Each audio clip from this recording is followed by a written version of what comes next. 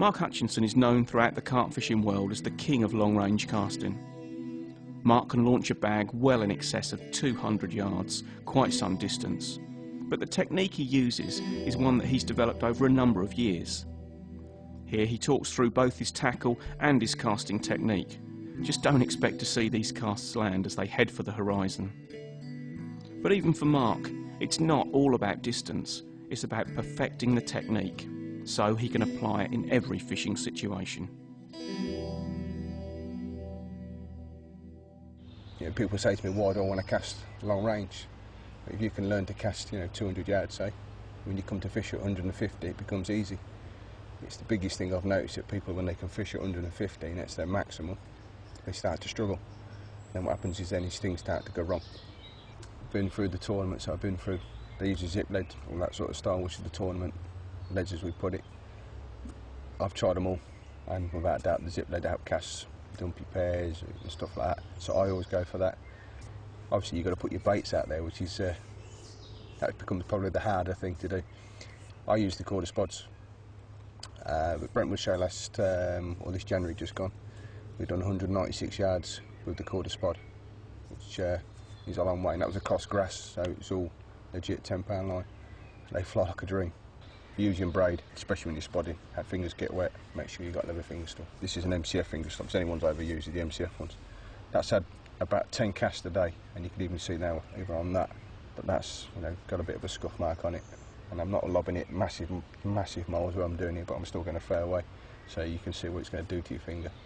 If the 200s, higher sieves and stuff like that, definitely 50mm ringing, because they're designed for long range fishing, and I've gone out and cast across the field with 40mm ringing and 50mm ringing, and I've proved it at the tournament, casting a 50mm ring outcasts a 40. My technique is slightly different to what I call a basic overhead chuck, because a basic overhead chuck is a lot of people stand with their feet square to the water to try and get accuracy, and they stand literally with their arms, got the right arm bent, the left hand out, and they're doing what they call a classic push and pull.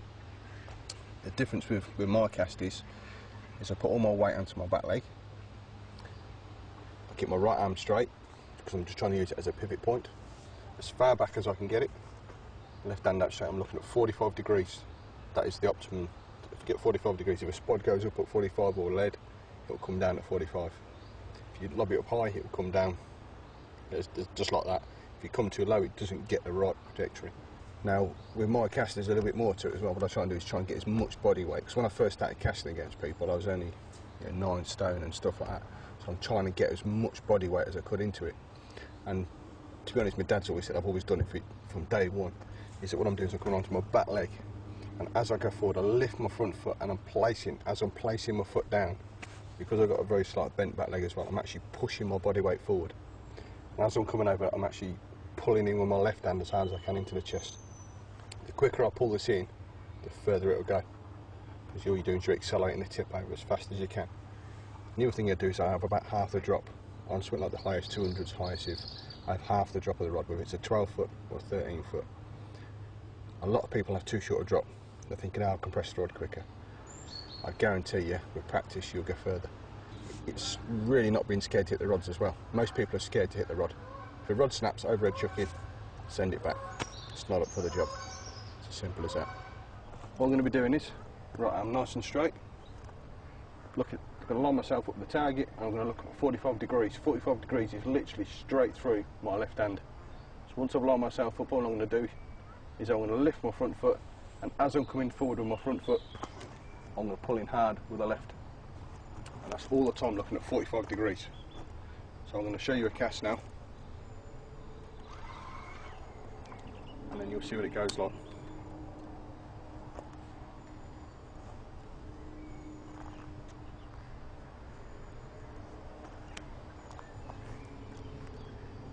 So all the way onto the back foot, bring it all the way back, looking at 45 degrees, lift the foot as I place it, pull it down hard. So what I do here is, so as you can probably see, I'm putting the leader to the back of the spool. The reason why I'm doing that is to help stop any frap ups, or help stop any frap ups. So wind him up, bring him down. Make sure the joint's well in. Right, I'm going to hit this one a lot harder. You watch the cast as I do it. I actually do the cast rather than talk through it, it's a bit easier to do. As I'm lining myself up with my target, so I line myself up, and as soon as I've lined myself up, I'm bringing my eyes about 45 degrees, that's where I'm going to release. So all I'm doing is slightly bending the back foot, lift the front, off you go. And I'm following that line out the tip all the time.